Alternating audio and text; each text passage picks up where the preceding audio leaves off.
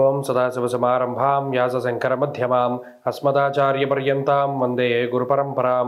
జ్యోతిషశాస్త్రాన్ని భావితరాల వారికి ప్రసాదించిన ఋషుల యొక్క పాదపద్మాలకి నమస్కారం చేసుకుంటూ, అలాగే నాకు ఈ జ్యోతిష విద్యను నేర్పిన గురువర్యులు జ్యోతిష బ్రహ్మ కీర్తిశేషులు శ్రీ ఈరంకి సూర్యనారాయణమూర్తి గారు, సూర్యశ్రీ దైవజ్ఞ గారి యొక్క పాదపద్మాలకి నమస్కారం చేసుకుంటూ, ఓం శ్రీ మహాగణాధిపతి నమః, శ్రీ గురుభ్యో నమః, హరి ఓం.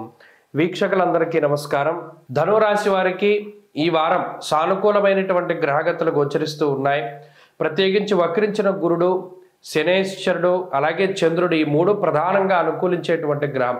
మరి కొత్త సంవత్సరం ఆంగ్ల సంవత్సరంలో ప్రారంభమయ్యేటువంటి ఈ వారంలో కేవలం 3 గ్రహాల తాలూకు అనుకూలతలు మాత్రమే ఉన్నాయి. దీనివల్ల 30-35% గోచార గ్రహస్థితి బలంగా ఉన్నది. అయితే ఇది మినిమం పాస్ మార్క్ కూడా కాదు. అంటే మరి ఇక్కడ ఏంటి అంటే ఎక్కువగా శ్రమ చేయవలసినటువంటి అవసరం ఉన్నది.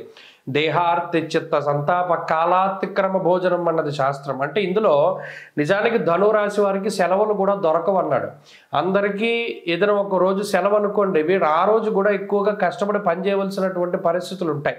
దీనివల్ల అసహనము, అసంతృప్తి పెరిగిపోతుంది. వాళ్ళందరూ ఎంజాయ్ చేస్తున్నారు కదా, నేను వాళ్ళ ఈడు వాడినే కదా, నేను కూడా వాళ్ళలో ఎందుకు ఎంజాయ్ చేయలేకపోతున్నానో, నాకే ఎందుకు ఈ శ్రమ, నాకే ఎందుకు ఈ కష్టం వచ్చింది అనేటువంటి ఒక మానసిక అసంతృప్తి ఎక్కువగా ఉంటుంది.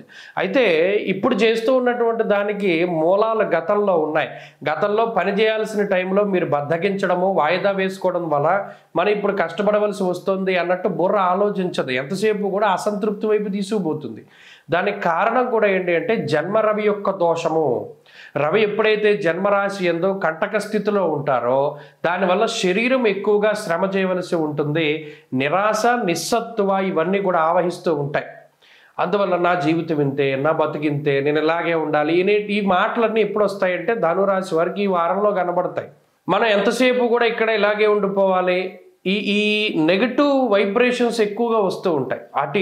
దాన్ని మనం దాటగలగాలి. ఎందుకంటే మీకున్న బలం శనేశ్వరుడు. పంచమంలో వక్రించిన గురువు కూడా అనుకూలంగా ఉన్నప్పుడు ఒక గురువును ఆశ్రయించాలి. ప్రత్యేకించి గురుడు ఫలితాన్ని ఇవ్వట్లేదు కదా, ఆయన డైరెక్ట్ మోషన్లో ఉన్నప్పుడు ఆయన ఇచ్చేవారు. కానీ ఇప్పుడు రిట్రాగ్రేడ్లో ఉన్నప్పుడు మీరే వెళ్ళాలి. ఒక గురువు దగ్గరికి వెళితే ఆయన ఒక మార్గాన్ని చూపించగలుగుతారు, ఒక దాన్ని ఉపదేశించగలుగుతారు. కాబట్టి ఇక్కడ పాజిటివ్గా వెళ్ళడం కూడా మీ చేతిలోనే ఉన్నది. కాబట్టి ధనురాశి వాళ్ళు ఎప్పుడూ కూడా నెగిటివిటీ వైపు కాకుండా మంచి వైపు వెళ్ళండి.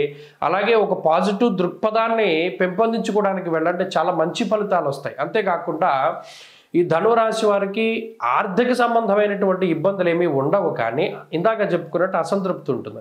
అయ్యో మన దగ్గర ఇంత డబ్బు ఉంటే ఇది కొనుక్కుందాం కదా, మన దగ్గర అంత లేవు, అలానే ఇప్పుడు అప్పు చేసుకుందాం అంటే ఆ పరిస్థితులు లేవు. ఇలా పక్కవారి మీద ఎక్కువ దృష్టి కేంద్రీకృతి ఉంటుంది. అంటే వాళ్ళు ఇది కొనుక్కున్నారు, మనం కొనుక్కోలేకపోయాం. కాబట్టి ఆర్థిక అసమానతలు అనేటువంటివి చాలా సహజమైనటువంటి విషయాలు. మీకున్నటువంటి వెసులుబాటును బట్టి ముందుకు వెళతారు. కాబట్టి ఎక్కడా కూడా ఓవర్గా వెళ్ళకండి. అంటే కొత్త సంవత్సరం మనం ఇది కొనుక్కోవాలి అనేటువంటి ధోరణి వద్దు. మీకు ఆర్థికంగా అంత ఇదైనటువంటి పరిస్థితులు లేవు, ఇంకా వస్తాయి ఎదరెదర. ఇప్పుడే ఏలినాటి శని నుండి బయటపడ్డారు, మరలా అర్ధాష్టమ శని వస్తుంది. అందుకని మనం కొత్త సంవత్సరంలో వాహనం కొనుక్కోవాలి, ప్రెస్టేజ్ కొద్ది ఫోన్ కొనుక్కోవాలి, ఎలక్ట్రానిక్ వస్తువు కొనుక్కోవాలి, ఈ ఆలోచనలు ఎక్కువ వస్తాయి. దాన్ని కట్టడి చేయండి.